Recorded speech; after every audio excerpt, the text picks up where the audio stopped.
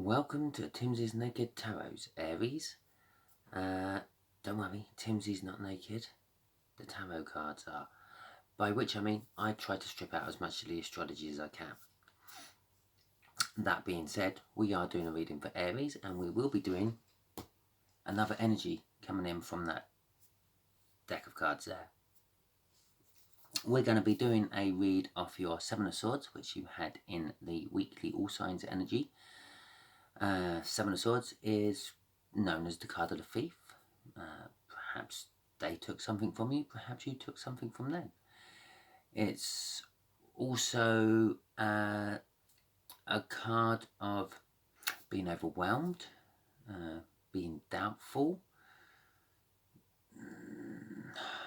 feeling helpless. Okay. I'd just like to put out there quickly, if this doesn't quite resonate with you, subscribe, because the next one might. The fact that I just deal with two energies kind of makes these slightly more personal than your average tarot reads on YouTube. And not as personal as a one-on-one tarot read, but there you go. Can't really do that on YouTube. Although I do quite well. Probably about 3 or 4 people make it to the end of mine, which is quite personal then, really, isn't it? Anyway, saying that, if it's not quite for you, share it. You might be being used as a divine messenger for the universe. One of your friends might need to see it for some reason. Maybe a message in there for them. If you do make it to the end, give us a thumbs up, let me know, and leave a little comment. Let me know. I like reading your stories. Both decks have been pre-shuffled, so we'll just have to cut and give it a quick shuffle. Obviously, when I cut the tarot deck there, we would be having a look at the energies in between the cuts and things. Get a little bit of a story going of what to expect. 5 of Diamonds. This is about a earth sign about the same age as you.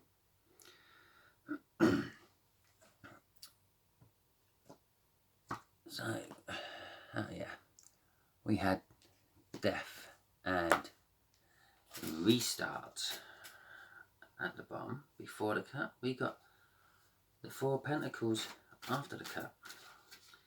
So there's a little bit of fear. Or is it that you're hoarding something?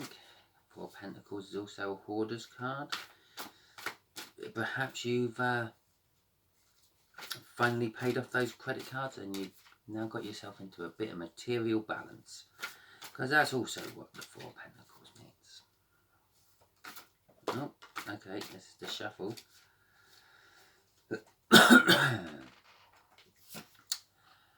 The 9 of Cups there is kind of like what this whole read is clarifying, on top of the 7 of Swords, the Death card, the 4 of Pentacles, and the 6 of Swords. You haven't seen this yet, but it came flying out of my deck. It's landed face up and is in reverse. And it will be the first card I will be laying down here, actually. And that is the energies of the connection. Just here will be how this earth sign feels about you. No, feels about the connection. Just here is how they feel about you. Just here is going to be the hidden energy which the universe is going to light up for us to show us a little bit more about the connection. And just here is the overall outcome. So we have the 6 of Swords in reverse. That's not particularly good. The connection is troubling times, really. It's I'm just getting off that. It's like the total opposite. Normally it's like a nice safe place to be, to sort of rest and recover and heal, and no, you're in the thick of it. This connection is the thick of it. That's what I'm getting off that. Although your earth sign is seeing this connection as an opportunity to go inwards and look for answers in the Hermit.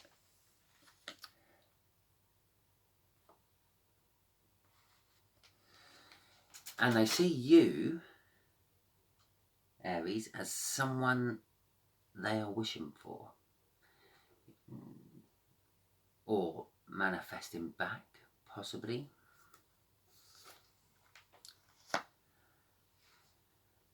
Oh dear. You're not quite in that energy of Six of Swords yet, but it's coming fast.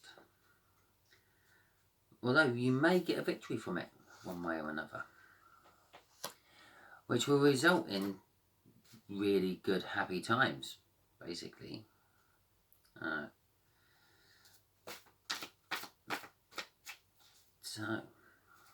the Nine of Cups there is also a minor arcana version of the star above it. So it's definitely someone wishing for something somewhere. We'll find all this out when we put the clarifiers on. So let's clarify for this Six of Swords in reverse.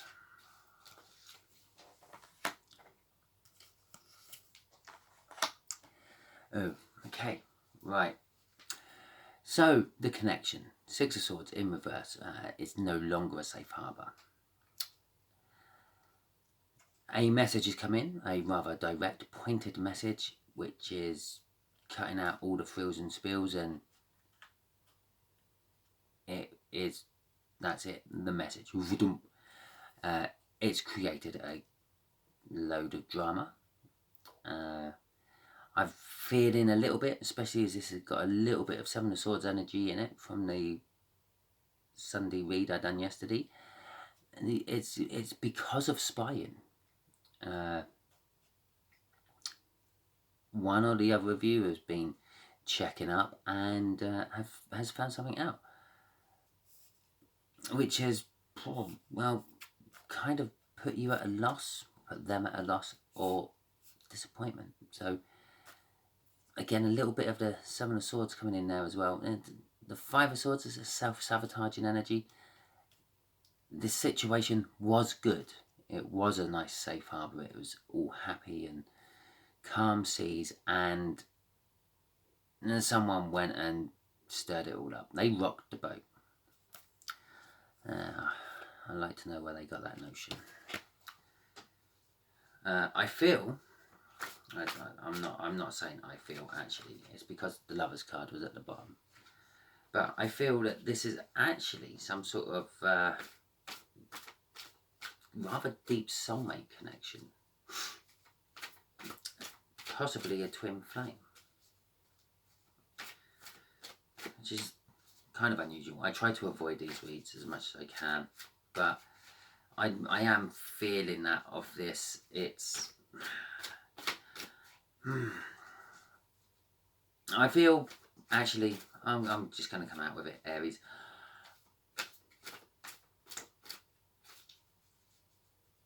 I feel, Aries, that you done the running on this one. You did have it. And then you ran and you ruined it. You self-sabotaged with that Five of Swords. You created your perfect little partnership you didn't realise you had into a crap storm by your self-sabotage, by you running, by you saying that we can't do this, this just ain't going to work, or blah-de-blah. That's what's kind of what this message was. Or will be, is. Which is going to actually throw your person into a hermit to look at things and seek out the truth and the like. And I feel that they've been up in their head, they've been pacing around the room, wondering why did Aries suddenly change? With the Three of Pentacles there, that's a card of focusing. They were focusing in on you, possibly being a little bit too intensive towards you, but that was only because like they were just focused. You were their only thing in their life when it comes to partners. Yeah, other people may have thrown them looks and flatteries and flirting, but they weren't really interested. They were only interested in you, Aries. But then you went and done a runner on them and told them it's not going to work and that, this and the other, and they went inwards looking, why, what did I do, where did I go wrong? All I done was love this Aries, but yet it's all gone pear-shaped. Why, when, how? And all they want from it is a cup of love, a new start of a relationship with you, Aries. That's what they're feeling this connection is all about. Okay. Right. Let's see what they're wishing for, universe. Let's see what they're hoping for. I kind of think I know what they're hoping for. I don't think they're going to get it. And the Three of Cups. And the Knight of Swords. Right, I know that you're all watching this going, they're hoping for a third energy relationship? No, not at all. That card is all about like the flow of energy. Is the best way I can describe that. It's the flow of energy. They're wishing for your flow of energy to come back to them. They're wishing for their flow of energy to come to you. They're wishing for the universe's flow of energy to pull you both back together, how it did the first time round. The Knight of Swords, they're literally throwing everything they've got at it. Basically, I'm getting off that. They're yeah, literally, they're not really kind of contemplating the result. They're kind of manifesting, right? They're manifesting for something, and they're not really concerned about the result. They're going in, they're coming in. I feel that possibly, even though you're the one who rejected them, they may try to get in contact with you, Aries. It may fall on stony ground. You done a runner. Why should they come back in contact with you? Really, the ball's in your court. Maybe you should message them if you feel anything for them and let them know. And if you don't feel anything for them, explain the reasons why. Explain where it went wrong, because that's what they're wanting. They want the truth. The sword of truth is in that knight's hand. That's what that sword or that knight is charged to do. Go in there with that sword and find the truth. And that's what they're wishing with you. That's what they want to do with you, Aries. The other thing they also want with you, Aries, after that big Ace of Cups as a new start and of romance and love with you, they don't want just a new start of romance and love with you. They want a long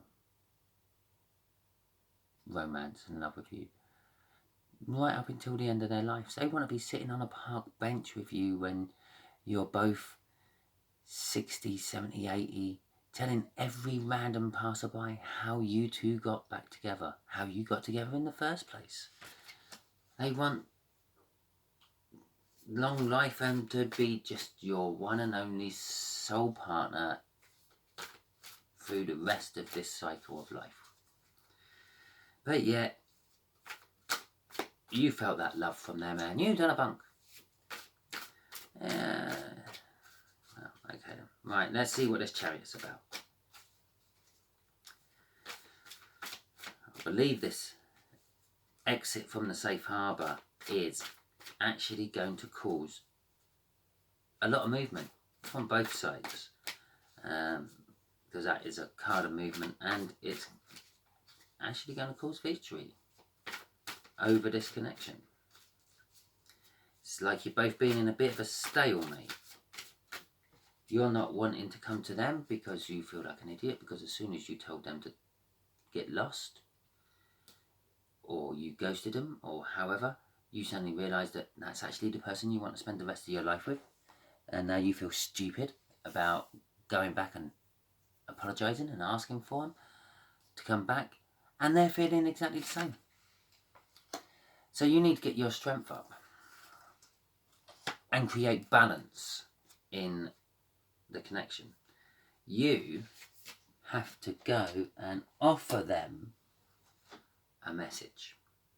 Be that message of finalization, closure, or a message of, I do really want to try it again with you. Earth sign. Okay then.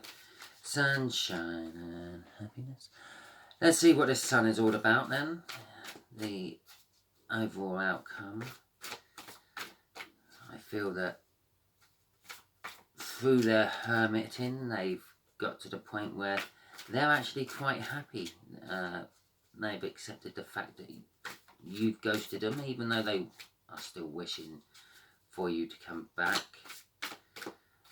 And but they're quite happy with how gone right through the deck a few times. They're happy with how they are. They're happy with their independence. They don't actually need you, Aries. They're getting on with life, and it's not all that bad. But they do still want you, Aries. That's what that focus is of the Three of Pentacles.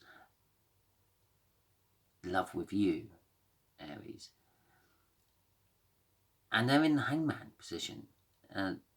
The final outcome, they're quite happy to have that love in any way, shape or form, as long as it's from you, Aries.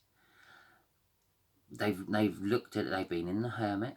That's basically going in the Hangman position by choice, and the universe has thrust them in the Hangman position and made them look at things from different angles and different perspectives. It's one of the reasons they're happy that they're free and single and independent of you, because they've sort of realised, well, I needed to learn how to be that. I needed to learn how to be free and independent. I needed to learn what my self-worth is all about. And they've got that from being in that upside down position on that tree there, looking at things from different angles. I am better than all that. I'm not going to stoop down to that level. Kind of what I'm feeling from that. Okay then. And they were using their intuition as well. They were listening to their gut feeling. I had the High Priestess at the bottom of the deck on that. Okay, universe. What should Aries do? I'm just going to leave it at that. I'm not going to throw anything else in. What should Aries do?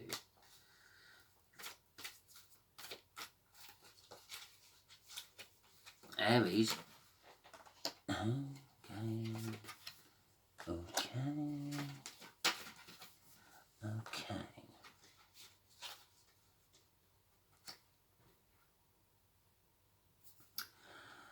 Right. The Four of Cups is self-reflection. Yeah. Go into the Hermit yourself. Funny enough, that's like in line with the Hermit there. Go into the Hermit mode yourself. Look deep inside yourself. Look for the reasons you actually done the bunk, done the runner. While you're in there, dig that energy out. Dig out that practical, down-to-earth, helpful, maternal, positive, creative, but sensible energies out of you.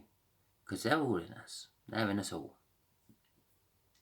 Because that is kind of like the person everyone should be striving to be like. Being helpful, putting others' needs before your own, and the like. And yeah, normally I would say the Four of Pentacles, yeah, it's a fear card, but I'm actually getting off that a balance card in it, and it's not just a balance of material wealth and material things. I feel that's like a balance of you finding the balance of love and materialistic things. I feel that you're a little bit possibly too money orientated at the moment, with the Queen of Pentacles as well. Can be seen as that sometimes. But by finding that good, positive, generous, practical, down-to-earth energy within you, you will get the balance. You will see what love is actually all about. This unconditional love this earth sign has for you. A love you've never experienced before, which is why you ran, what's made you scared, which turned a nice, safe place into a tempest of a sea. But finding that energy, finding that Queen of Pentacles energy within yourself while you're in that sort of hangman self-reflection stage will cause that balance to come. Okay, Aries, I had to have a little rant at you about all that. I do have a funny feeling I may have been doing a read for a Divine Masculine. Because that's kind of like the energies I got off that. I weren't getting, I was definitely getting you're the runner. But I would just like to point out a Divine Feminine can quickly become a Divine Masculine when something comes into their life which they weren't expecting, and it puts the wind up them. They all may have always thought what unconditional love was, and then someone actually comes in and shows them what unconditional love is, and they think, oh my God, my love was very conditional. They had to do this, that and the other for my love, and this person is just, run for the hills. But anyway, to the trees. Hope this helped you, Aries. If you have got to the end, give me a like, subscribe, share, and if you are Divine Masculine, leave me a little comment. That'd be great. Okay then, until next time, Aries.